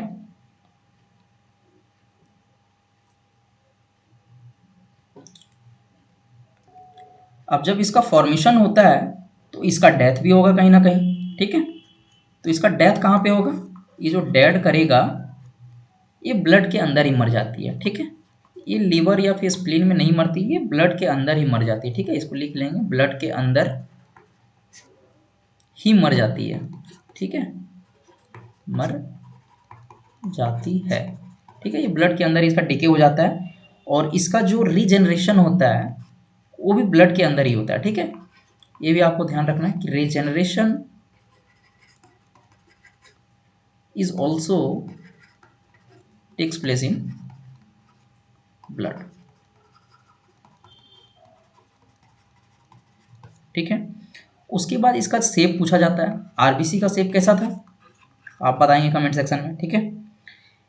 डब्ल्यूबीसी का जो शेप होता है वो इरेगुलर होता है, ठीक है, इरेगुलर शेप होता है, या फिर इसको बोल सकते हैं अमीबा जैसा शेप होता है, ठीक है, अमीबा, ठीक है। और अमीबा अगर यहाँ पे आया तो अमीबा किस टाइप का शेप, ये मतलब ऑर्गेनिज्म है, यूनिसेल्युलर है या फिर मल्टी सेल्युलर, तो अमीबा इज ये यूनिसेल्युलर, ठीक है, यानी कि सिंगल सेल से बना हुआ ये यूनिसेल्युलर ऑर्गेनिज्म। अगर वीडियो देखने से मज़ा आ रहा है तो टॉपिक सब क्लियर हो रहा है तो प्लीज़ लाइक जरूर कर दें। अभी तक तो आप लोग को 1 घंटा होने चला, आप लोग को लाइक करने नहीं भूलें, बट अगर अच्छा लगा तो, नहीं तो अगर अच्छा ना लगे तो डिसलाइक भी करके कमेंट में ज़रूर कुछ राय दें अपना कि क्यों नहीं अच्छा लगा और क्या इंप्रूवमेंट करना चाहिए, ठीक है। उस चीज़ को जरूर क्लैरिफाई करें। चलिए उसके बाद अगर यहाँ पे पढ़ते हैं हम लोग फंक्शन ऑफ डब्ल्यूबीसी, ठीक है, हेडिंग डालिए फंक्शन ऑफ डब्ल्यूबीसी।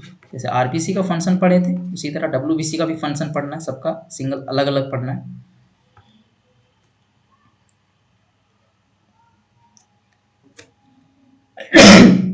सबसे पहला इसका जो फंक्शन है डब्ल्यूबीसी का, ये हम लोग का जो बॉडी है इसको इम्यूनिटी प्रोवाइड करता है, यानी कि हम लोग को बीमारियों से बचाता है। इसको लिखेंगे पहला point, it gives immunity, immunity to human body, human body. और डब्ल्यूबीसी में क्या न्यूक्लियस प्रेजेंट होती है, बिल्कुल होती है इसमें। वो आरबीसी की केस में सिर्फ क्या होता है कि मैच्योर सेल में उसमें न्यूक्लियस एब्सेंट था, लेकिन जो लामा था और एक कैमल था उसमें एक्सेप्शन केस था, उसमें न्यूक्लियस होते हैं, ठीक है। तो इसमें लिखेंगे nucleus is present in WBC, nucleus is present in WBC, ठीक है, ये आपको ध्यान रखना है। अब चलिए इसका जो वर्किंग है डब्ल्यूबीसी का, कैसे ये काम करती है, यानी इम्यूनिटी हमारे बॉडी में कैसे प्रोवाइड करती है या फिर अपना खाना कैसे ये बनाती है, सारा कुछ इसका जो फंक्शन है वर्किंग है ये सारा डब्ल्यूबीसी का बताने वाले हैं। हेडिंग यहाँ पे डालिए, हेडिंग डालिए वर्किंग या फिर फंक्शन ऑफ अमीबा, ठीक है। अमीबा भी क्यों लिख रहे हैं ये भी आपको समझ में आ जाएगा, क्योंकि अमीबा या डब्ल्यूबीसी, क्योंकि डब्ल्यूबीसी का शेप वो अमीबा जैसा ही होता है और इसका फंक्शन भी अमीबा जैसा है, ठीक है। तो ये क्या करती है देखिए, सबसे पहले इसका फंक्शन आप लोग बताते हैं, ठीक है। ये मान लेते हैं अमीबा है, अमीबा का शेप, यहाँ पे कलर चेंज कर लेते हैं थोड़ा सा,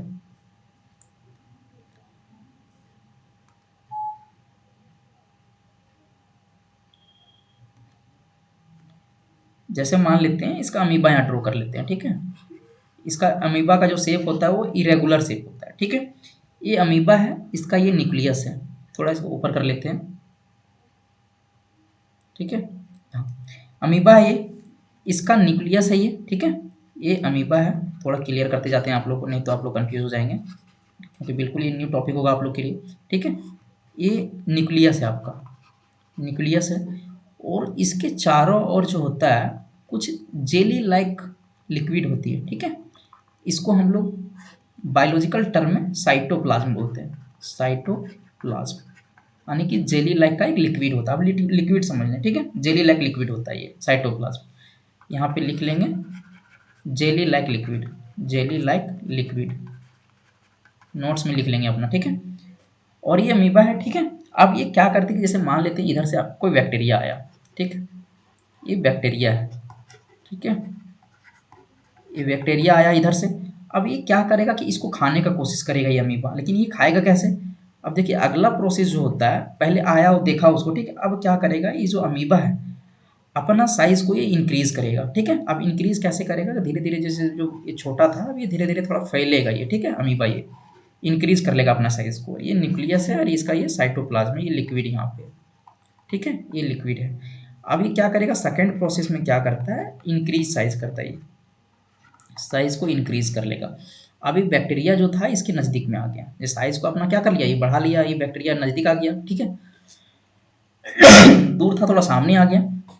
अब ये थर्ड प्रोसेस में क्या करता है, यहाँ पे थर्ड प्रोसेस में ये अपना ना एक सीडोपोडिया निकालने लगेगा। सीडोपोडिया का मतलब था कि फॉल्स पैर निकालने लगेगा। ये जो बैक्टीरिया, ये अमीबा जो है, जैसे क्या करेगा, जैसे स्ट्रक्चर इसका ऐसे है, ठीक है, ऐसे अपना ये फॉल्स पैर निकालने लगेगा। ये दोनों, इसको और इसको, ये सूडोपोडिया है, ठीक है, ये सूडो, इसको बोलते हैं सूडोपोडिया, ठीक है। और ये क्या करेगा, ये फॉल्स पेयर है, यानी सूडोपोडिया मतलब ये फॉल्स पेयर होता है, झूठा पेयर, ठीक है। यहाँ से क्या करेगा ये अमीबा, ये जो बैक्टीरिया था इसको ये कैप्चर कर लेगा अपने अंदर, ठीक है, कैप्चर कर लिया। अब क्या करेगा, ये दाब देगा, ठीक है, जब वो वहाँ पे इंक्लूड कर लिया तो क्या करेगा, धीरे धीरे ये उसको अपने अंदर ले लेगा। जैसे अब जो यहाँ पे जो ये अमीबा है, अमीबा जो है ये, उसको क्या किया, ये सेल था उसका, अब ये अब जो बैक्टीरिया आया था पैर में जो अपना फंसाया था ये अंदर ले लिया, ठीक है, ये आपका न्यूक्लियस है, ठीक है, न्यूक्लियस। अब ये क्या करेगा, इसको खा लेगा अभी, ठीक है, अंदर कर लिया, मतलब इसका भोजन तो मिल गया। उसी तरह क्या करता है, इसका खाना पूरा हो गया। इस पूरे प्रोसेस को क्या कहते हैं हम लोग, फैगोसाइटोसिस कहते हैं। इसको याद रखना, आपको बहुत इंपॉर्टेंट पॉइंट है ये, इतना सारा ये डायग्राम का सारांश यही था कि this whole process is called, this process is called phago phagocytosis, cytosis process, ठीक है। ये बहुत इंपॉर्टेंट पॉइंट है, आपको इतना समझाने का बस मकसद यही था कि इस पॉइंट को याद रखना है, ठीक है। This process is called phagocytosis. Phagocytosis का मतलब होता है, अगर इसको शुद्ध हिंदी में बोले तो भक्षण, ठीक है, भक्षण करने की प्रक्रिया, भक्षण करने की प्रक्रिया, ठीक है, भक्षण करने की प्रक्रिया। ये आपका हो गया अमीबा या डब्ल्यूबीसी का फंक्शन, कि अपना खाना कैसे ये अचीव करता है। अब चलिए दो पॉइंट, आप इंपॉर्टेंट पॉइंट बताएंगे हमको। दो क्वेश्चन आपसे पूछ रहे हैं कि अमीबा कैसी प्रोसेस करती है, प्रोसेस का नाम बताना है, ठीक है। तो आपको बताना फैगोसाइटोसिस प्रोसेस, ठीक है। और ऐसी सेल जो फैगोसाइटोसिस प्रोसेस करता है उसको कौन सा सेल बोलते हैं, तो उसको बोलते हैं फैगोसाइटोसिस, फैगोसाइटिक सेल, ठीक है। यहाँ लिख लेंगे, क्वेश्चन लिख देते हैं यहाँ पे आपको कि ऐसी सेल, दो सेल लिख लेंगे इंग्लिश वाले भी, ऐसी सेल जो फैगोसाइटोसिस करता है, ठीक है।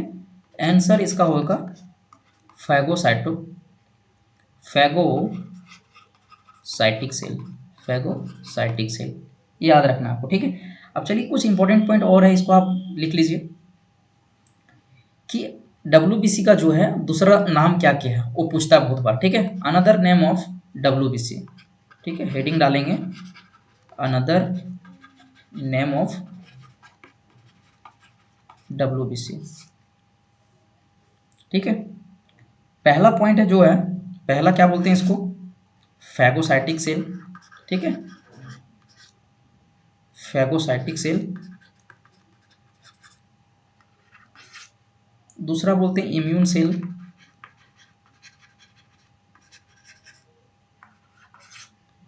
तीसरा बोलते हैं सोल्जर सेल, सोल्जर सेल क्यों बोलते हैं? क्योंकि ये हमारे बॉडी को प्रोटेक्ट करता है, ठीक है। और फोर्थ जो बोलते हैं bodyguard cell, bodyguard cell. Fifth number में बोलते हैं इसको फाइटर सेल। अब फाइटर सेल क्यों बोलते हैं और किस लिए बोलते हैं?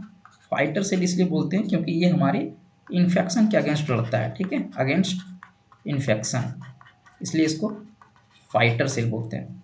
ठीक है, यहाँ तक क्लियर हो गया आपका?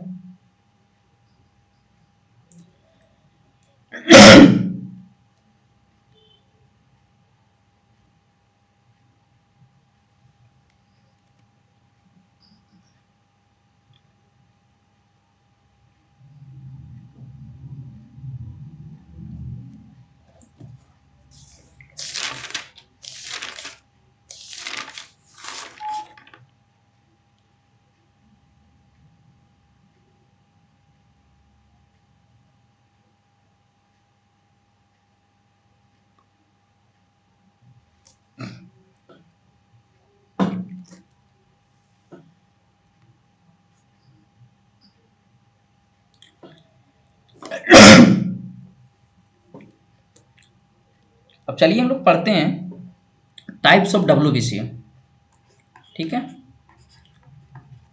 टाइप्स ऑफ डब्ल्यूबीसी, कि डब्ल्यूबीसी का कितने टाइप्स हैं, ठीक है। इसको दो कैटेगरी में सबसे पहले डिवाइड किया गया, ठीक है। एक को बोलते हैं ग्रेन्युलोसाइट्स, ठीक है, ग्रेन्युलोसाइट, और दूसरे को बोलते हैं ए ग्रेन्युलोसाइट, ए ग्रेन्युलोसाइट्स, ठीक है। अब ग्रेन्युलोसाइट्स में तीन कैटेगरी में इसको डिवाइड किया गया है। कलर चेंज कर लेते हैं पेन का थोड़ा।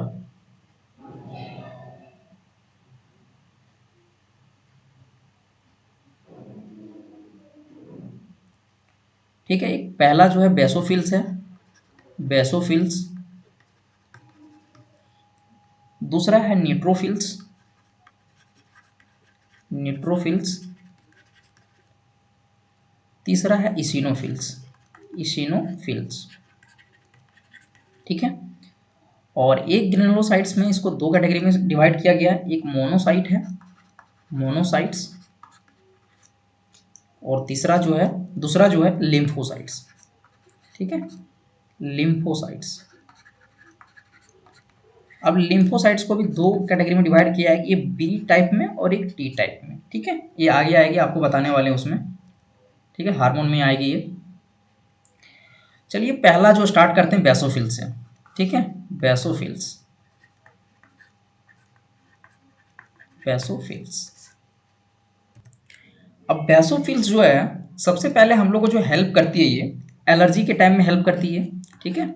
बेसोफिल्स जो है जब हम लोग को बॉडी में एलर्जी जब होती है तो ये बेसोफिल्स वहाँ पे एक्टिव हो जाती है, ठीक है। और दूसरा जो है ये एक एंटी क्लोटिंग प्रोटीन बनाती है, हिपैरिन नामक, ठीक है, एंटी क्लोटिंग। जैसे एक बहुत इंपॉर्टेंट क्वेश्चन अभी आपको बताएंगे, anti clotting protein, anti clotting protein, इसको हिपैरिन बोलते हैं। जैसे एक इंपॉर्टेंट क्वेश्चन है, आप सोच सकते होंगे जो हमारे बॉडी के अंदर जो ब्लड है वो क्यों नहीं क्लोट करती है, बाहर निकलते हैं क्लोट हो जाती है। तो हमारे बॉडी में एक प्रोटीन है हिपैरिन नामक, जो एंटी क्लोटिंग प्रोटीन है, जो इस हमारे बॉडी में जो प्रोटीन मतलब जो ब्लड है उसको जमने नहीं देती है, यानी क्लोट होने नहीं देती है, ठीक है। और एलर्जी के टाइम में एक क्या होती है कि हिस्टामिन नाम का जो है एक रिलीज होती है, हिस्टामिन, और ये हेल्प करती है मतलब हम लोग को बॉडी में एलर्जी रिएक्शन के टाइम में। Histamine is responsible for allergy reaction, allergy reaction, ठीक है। उसके बाद एक इंपॉर्टेंट क्वेश्चन यहाँ पे आप लिख लीजिएगा मेरे साइड से, एग्जाम में पूछा हुआ क्वेश्चन है ये सीजीएल का, ठीक है। तो किस केमिकल की वजह से, किस केमिकल की वजह से एलर्जी होती है, होती है, ठीक है। यहाँ पे आंसर लिख लेंगे आप हिस्टामिन, हिस्टामिन, ठीक है। दूसरा पॉइंट आप यहाँ पे एक और लिख लेंगे कि जो एलर्जी जब होती है हमारे बॉडी में तो उस टाइम बेसोफिल जो है वो काम करती है, ठीक है। अब इसमें दूसरा क्वेश्चन ये भी है कि जो एलर्जी का जो प्रोडक्शन है, यानी कि जो एलर्जी जो है उसको कम कौन करता है, ठीक है। तो हिस्टामिन कम करता है, ठीक है। तो यहाँ पे नीचे लिख लेंगे कि एलर्जी के वक्त, ड्यूरिंग एलर्जी, एलर्जी के वक्त हिंदी में ही लिख देते हैं, बहुत लोग को थोड़ा समझने में बाद में दिक्कत होता है, इसलिए एलर्जी के वक्त बेसोफिल्स, बेसोफिल्स काम करती है, काम करती है और ये हिस्टामिन के प्रोडक्शन को, हिस्टामिन के प्रोडक्शन, हिस्टामिन के प्रोडक्शन को कम करती है, ठीक है, कम करती है। कौन कम करती है? बेसोफिल्स, ठीक है, ये आपको याद रखना है। ये हो गया। उसके बाद हमारी बॉडी में जो एक इम्पॉर्टेंट क्वेश्चन है कि हमारे बॉडी में ब्लड को कौन जमने नहीं देता है, वो हिपैरिन जमने नहीं देता, ठीक है, ये याद रखना आपको, हिपैरिन बहुत इंपॉर्टेंट पॉइंट है ये, ठीक है। दूसरा पॉइंट जो है, चलिए स्टार्ट करते हैं, यहाँ पे है बेसोफिल्स आपको हो गया। दूसरा जो आपका है यहाँ पे वो है न्यूट्रोफिल्स, ठीक है, न्यूट्रोफिल्स प्लस मोनोसाइट, एक ही साथ इसको दोनों को करा देते हैं, ठीक है, न्यूट्रोफिल्स प्लस मोनोसाइट। ये क्या होते हैं कि ये जो दोनों सेल्स है ये फैगोसाइटिक सेल है। फैगोसाइटिक अभी आप लोगों को प्रोसेस पूरा बताए थे, ये क्या है? फैगोसाइटिक सेल है, फैगोसाइटिक सेल है। और ये दोनों क्या करती है, ये दोनों सेल फैगोसाइटोसिस प्रोसेस करती है, ठीक है, फैगोसाइटोसिस प्रोसेस करती है, ठीक है।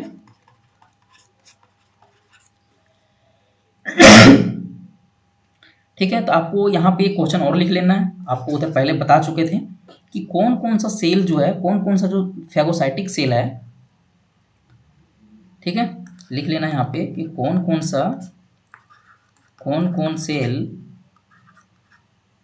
सेल फैगोसाइटिक सेल है, ठीक है, फैगोसाइटिक सेल है, ठीक है। आंसर यहाँ पे लिख लेना है WBC, न्यूट्रोफिल्स। हालांकि ये सब WBC का टाइप्स है, लेकिन एग्जामिनर आपको पूछ सकता है अलग से, ठीक है। मोनोसाइट्स, ये तीनों आपकी फैगोसाइटिक सेल है। तीसरा नंबर में आइए, इसिनोफिल्स, ठीक है, इसिनोफिल्स, ठीक है।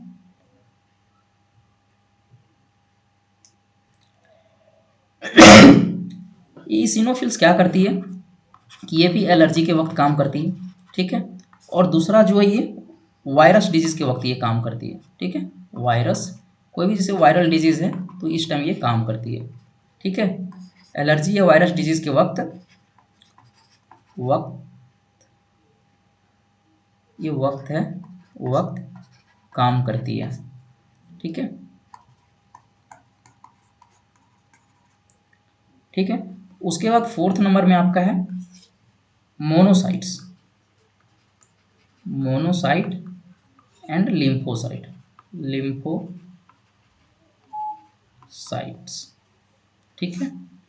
ये क्या करती है, इसको मेमोरी सेल भी कहा जाता है, ये याद रखना आपको कि it is also known as, it is also known as memory cell, ठीक है। कि मेमोरी सेल किसको कहा जाता है, तो मोनोसाइट और लिम्फोसाइट को मेमोरी सेल भी कहा जाता है, ठीक है। It gives advance level immunity, ये हम लोग हमारे बॉडी में क्या करती है कि एडवांस लेवल इम्यूनिटी को ये प्रोवाइड करती है। एडवांस लेवल का भी क्या होता है, इसका मतलब आप लोग को भी क्लियर करें, पहले नोट्स बना लीजिए, ठीक है।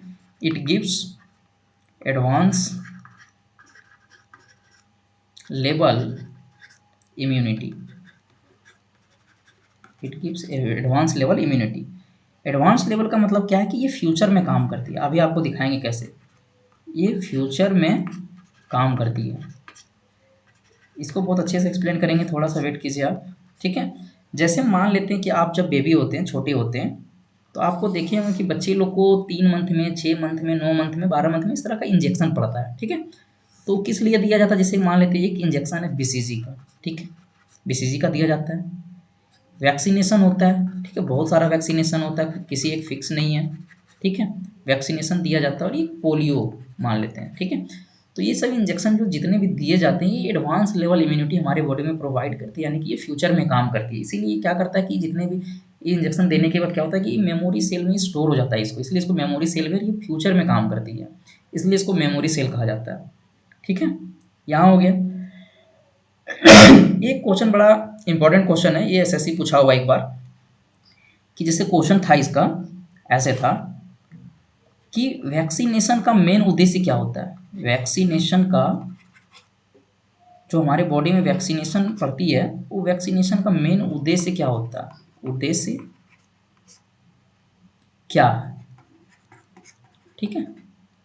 तो इसका आंसर था कि जो हमारे बॉडी में जो एंटीबॉडीज है उसको प्रोड्यूस करवाना या फिर मेमोरी सेल को प्रोड्यूस करवाना, ये आंसर था इसका, ठीक है। तो यहाँ पे लिख लेंगे कि टू प्रोड्यूस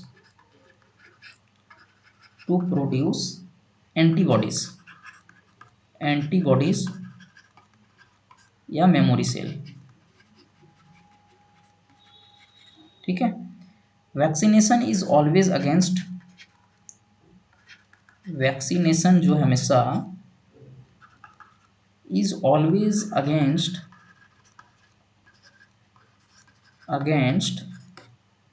वायरस। वैक्सीनेशन जो है ये हमेशा वायरस के अगेंस्ट दिया जाता है, ठीक है। ये पूछता है एग्जामिनर कि वैक्सीनेशन किसके अगेंस्ट दिया जाता है, तो ये वायरस के अगेंस्ट दिया जाता है, ठीक है। अब चलिए इसमें एक मेन इंपॉर्टेंट टॉपिक बचा हुआ है कि disease of WBC, disease of WBC, जैसे डिजीज ऑफ आरबीसी पढ़े थे ना, anaemia, polycythaemia, sickle cell anaemia, उसी तरह डिजीज ऑफ डब्ल्यूबीसी, कि डब्ल्यूबीसी की संख्या ज़्यादा हो जाने से कौन सी बीमारी होती है, डब्ल्यूबीसी कम हो जाने से कौन सी बीमारी होती है, ठीक है। तो डब्ल्यूबीसी की संख्या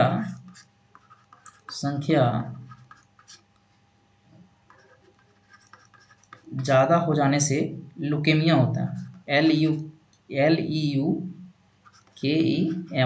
लुकेमिया, ठीक है। लुकेमिया को ब्लड कैंसर भी कहा जाता है, बहुत बार पूछा हुआ है कि blood leukaemia is also known as blood cancer, इसको याद रखेंगे, ठीक है। जब डब्ल्यूबीसी की संख्या ज़्यादा हो जाएगा तो आपको लुकेमिया होगा, लुकेमिया को हम लोग ब्लड कैंसर भी बोलते हैं, ठीक है। डब्ल्यूबीसी की कमी, डब्ल्यूबीसी की संख्या कमी या फिर कम हो जाने से इसको बोलते हैं ल्यूकोपेनिया, ल्यूकोपेनिया, ठीक है। इसमें क्या होता है, ल्यूकोपेनिया में इम्यून सिस्टम जो है कमज़ोर हो जाता है, वीक हो जाता है, इम्यून सिस्टम वीक हो जाता है, वीक हो जाता है।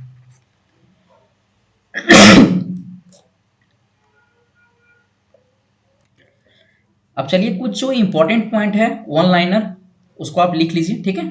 की फैक्ट्स, यहाँ पे हेडिंग डालेंगे की फैक्ट्स, ठीक है। और ये वन लाइनर है, बहुत ज़्यादा इंपॉर्टेंट है ये सब, ठीक है। तो सबसे पहला जो क्वेश्चन है, लार्जेस्ट डब्ल्यूबीसी यानी कि सबसे बड़ा डब्ल्यूबीसी कौन सा है, ये है आपका मोनोसाइट्स, ठीक है। इसी में स्मॉलेस्ट पूछा जाए, स्मॉलेस्ट डब्ल्यूबीसी, ठीक है, ये है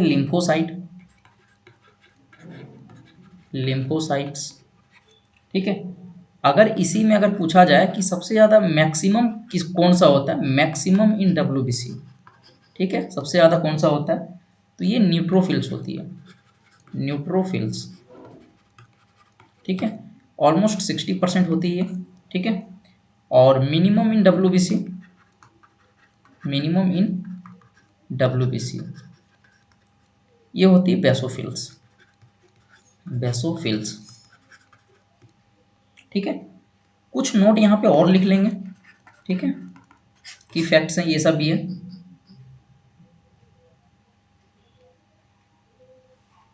कि जब HIV होता है तो WBC उस टाइम क्या होता है, घट जाता है या बढ़ जाता है, ठीक है। ये सब इंपॉर्टेंट पॉइंट है, ये सब याद रखना है आपको कि in case of HIV AIDS WBC are decreased.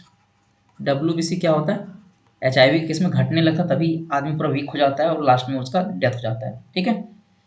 HIV का जो फुल फॉर्म होता है अगर यहाँ पे अगर HIV आया तो HIV का फुल फॉर्म भी लिख लीजिए, human immuno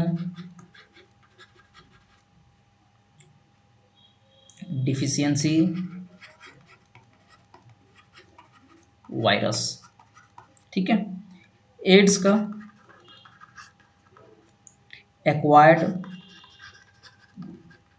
acquired immuno deficiency syndrome. What is syndrome, ये आप बताएंगे। सिंड्रोम किसको बोलते हैं? Group of disease called syndrome. ठीक है। सिंड्रोम कब किसी को बोलते हैं? अगर कोई भी डिजीज का बहुत ज़्यादा ग्रुप हो जाए, बहुत ज़्यादा बीमारियों का एक संगला हो जाए, उसको सिंड्रोम बोलते हैं। ठीक है। एक इसमें इंपॉर्टेंट क्वेश्चन है कि ये जो वायरस है, ठीक है, वो किस फैमिली से है ये, यानी कि इसका फैमिली का नाम पूछता है। ठीक है। तो ये रेट्रो फैमिली से। कौन से फैमिली से है? ये रेट्रो फैमिली से है। ठीक है, ये आपको याद रखना है, बहुत इंपॉर्टेंट है ये। सिंड्रोम आपको समझ में आ गया, group of disease called syndrome. ठीक है। उसके बाद जो अब HIV का बात आया यहाँ पे, तो ये किस किस मतलब मतलब किसके किसके थ्रू ये फैल सकता है। ठीक है। तो सबसे पहला इसका देखिए किस किस से फैल सकता है ये। सबसे पहले ये ब्लड ट्रांसफ्यूजन से फैल सकता है। ठीक है। ब्लड ट्रांसफ्यूजन, अगर दो ब्लड अगर कहीं से अगर ट्रांसफ्यूज कर रहा है, मतलब अगर आपस में मिल रहा है, ठीक है, तो ये ब्लड ट्रांसफ्यूजन से हो सकता है। इन्फेक्टेड नीडल से हो सकता है आपका, जैसे सुई वगैरह रहता है, इन्फेक्टेड नीडल, उससे हो सकता है ये। ठीक है। उसके बाद मदर टू चाइल्ड हो सकता है ये, अगर माँ को है तो बच्चे को भी हो सकता है ये। ठीक है। उसके बाद सेक्सुअल कॉन्टैक्ट से भी हो सकता है ये। ठीक है। ये 4 प्रोसेस जिससे ये हो सकती है। ठीक है, फैल सकती है बीमारी है। उसके बाद पूछा जाता है एक क्वेश्चन बहुत इंपॉर्टेंट है कि HIV एड्स के समय किस ब्लड सेल में कमी हो जाती है। ठीक है। तो WBC तो कम होता ही है, लेकिन WBC में भी कौन सा कम होता है? तो याद रखना आपको, लिम्फोसाइट कम होता है। WBC में भी लिम्फोसाइट कम होता है। ठीक है। सिम्टम्स इसका क्या क्या है? HIV एड्स का सिम्टम्स क्या है? सिम्टम्स, ठीक है, सिम्टम्स इसका देख लीजिए। सिम्टम्स जो इसका है, सबसे पहले आपका वेट लॉस होगा। ठीक है, वजन आपका घट जाएगा पूरा। उसके बाद loss of appetite, loss of appetite, appetite means भूख। ठीक है, यानी भूख लगना आपको बंद हो जाएगा, भूख आपको कम लगेगा। ठीक है। और एक लास्ट है हाई फीवर। ठीक है, हाई फीवर, यानी कि फीवर आपको हाई रहेगा। ठीक है। उसके बाद एक बहुत इंपॉर्टेंट पॉइंट है कि टेस्ट ऑफ HIV। ठीक है, टेस्ट ऑफ HIV, यानी HIV का टेस्ट जो होता है उसको क्या बोलते हैं? तो उसका टेस्ट का नाम है एलिजा टेस्ट, एलिजा टेस्ट। ठीक है। एलिजा का फुल फॉर्म होता है, लिख लीजिए कहीं से, ये भी एग्जाम में पूछता है, enzyme linked immuno sorbent, sorbent ऐसे। ठीक है। और इसमें एक ड्रग दिया जाता है, अभी तक तो वैसा कोई मतलब दवाई नहीं आया है, तो इसमें एक ड्रग दिया जाता है थोड़ा सा दर्द वगैरह कम हो उसके लिए। तो इस ड्रग का नाम है एजिडो, एजिडो थाइमेडिन। ठीक है, एजिडो थाइमाइडिन। एक टेस्ट और पूछा जाता है कि Widal test, Widal test examiner ये पूछता है, तो ये टेस्ट आया तो याद आ गया थोड़ा सा। ये विडाल टेस्ट जो होता है किस बीमारी के लिए टेस्ट किया जाता है? तो ये टाइफाइड में किया जाता है विडाल टेस्ट। ठीक है, याद रखना है आपको, टाइफाइड के लिए। ठीक है। चलिए, ये खत्म हो गया आपका WBC। उसके बाद एक लास्ट आपका बचा हुआ है प्लेटलेट। आपका WBC हो गया, ठीक है, RBC हो गया, प्लाज्मा हो गया, लास्ट आपका बचा हुआ है प्लाज्मा, सॉरी प्लेटलेट। चलिए स्टार्ट करते हैं प्लेटलेट।